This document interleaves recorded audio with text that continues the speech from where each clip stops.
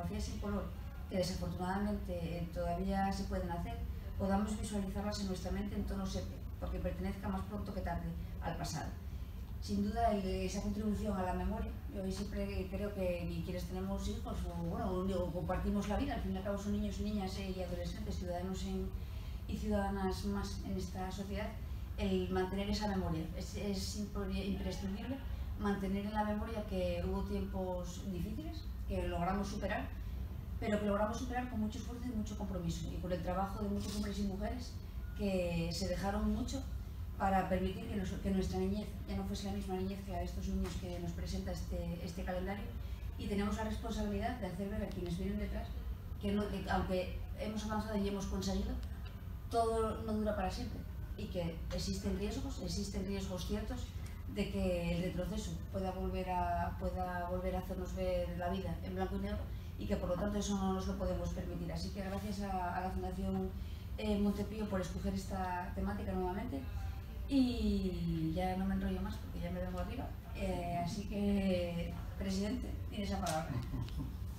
Gracias por estar aquí con nosotros acompañándonos, gracias consejera por acompañarnos, por las felicitaciones y también por lo que representas, una consejería con la que Montepío, a través de su residencia de mayores, tiene varias líneas de convenio y de colaboración, más algunas que tenemos en mente y que hoy día son un proyecto, pero que dentro de unos días probablemente sean también una realidad. También quiero agradecer a las personas, a las entidades que han colaborado con nosotros en la puesta en marcha de este calendario, al Museo del Pueblo de Asturias y también al Archivo Histórico Minero, que nos ha cedido también los elementos fotográficos, y como no también a nuestro director de comunicación, una persona que ha puesto mucha profesionalidad, mucha sensibilidad en el proyecto y en la selección también de las semillas, como decimos los asturianos. Está dedicado a la memoria de los niños y las niñas cuya infancia transcurrió en las minas de carbón, en los pozos mineros, en las escombreras. Una infancia que fue hurtada probablemente en aquel momento de manera inconsciente, porque había otras prioridades. Las prioridades no eran la escuela, sino contribuir a combatir la miseria que había en las familias. Y son historias de trabajos con horarios interminables, con trabajos peligrosos, en ambientes pulvígenos, en ambientes insalubres,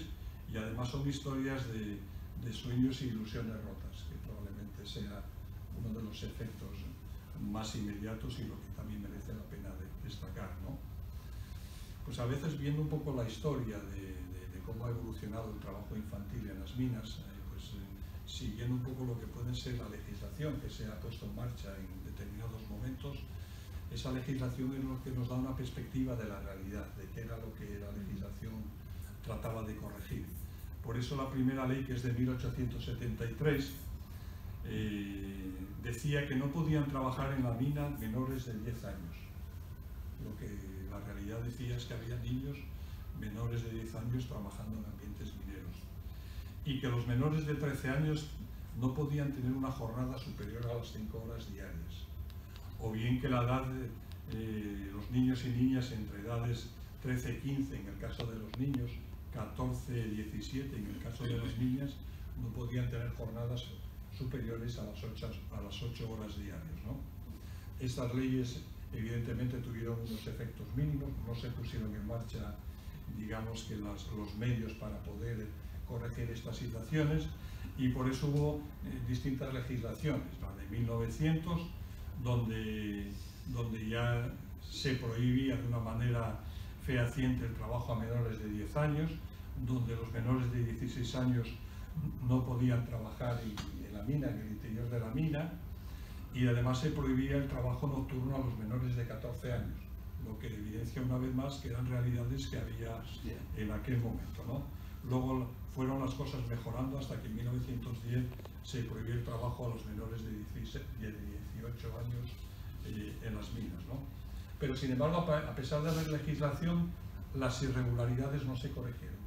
Había una convivencia entre a veces las familias por necesidad y el empresario y la patronal, de tal manera que niños por debajo de la edad que la ley prohibía seguían trabajando en las minas, utilizando como método la falsificación de la fecha de nacimiento, con lo cual pues había niños que tenían una edad física inferior a la que aparecía en lo que son los documentos legales, ¿no? Hasta que al final pues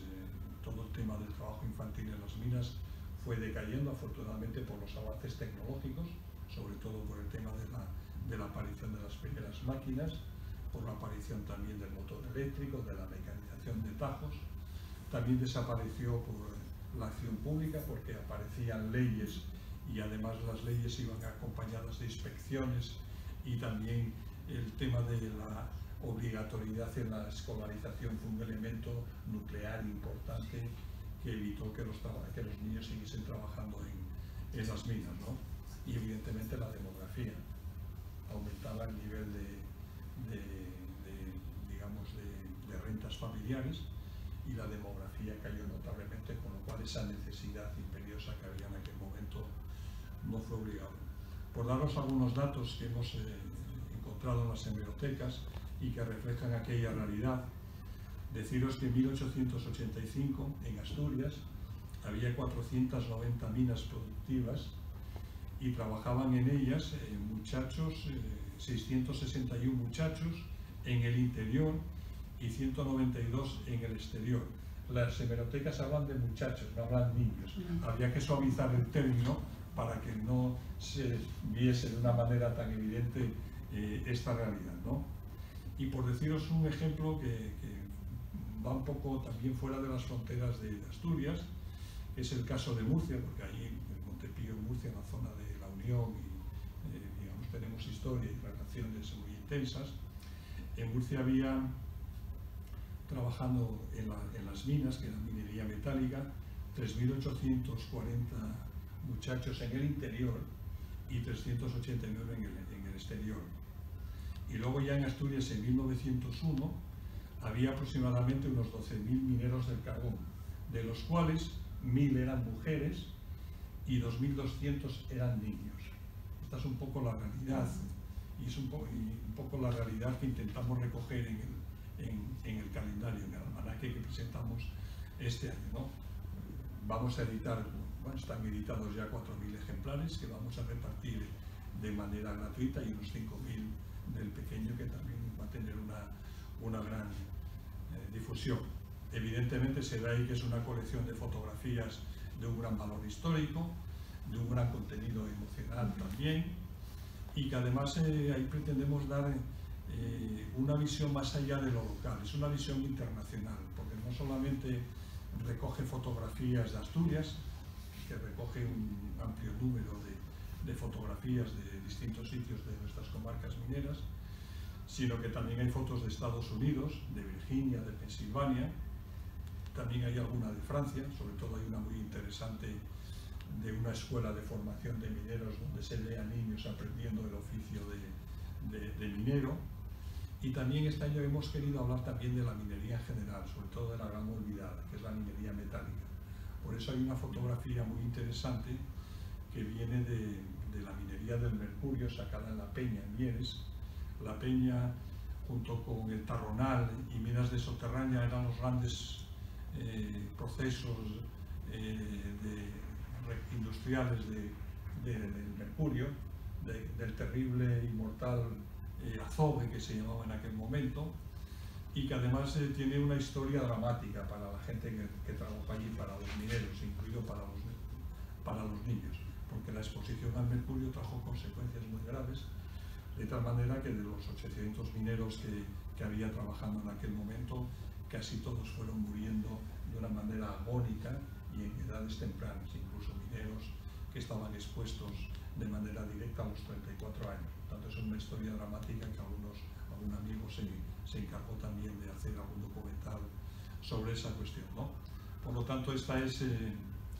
la realidad, y con este calendario pues los objetivos están claros, ¿no? Por un lado es recuperar nuestra historia, recuperarla y difundirla al mismo tiempo, compartirla con los niños y con los jóvenes, y eso es, en fin, lo estamos haciendo con carácter general y lo haremos con carácter particular. Nosotros estamos desarrollando desde hace años un proyecto intergeneracional, que es un proyecto de convivencia de los mayores con los niños que realizamos en la residencia de Felechosa.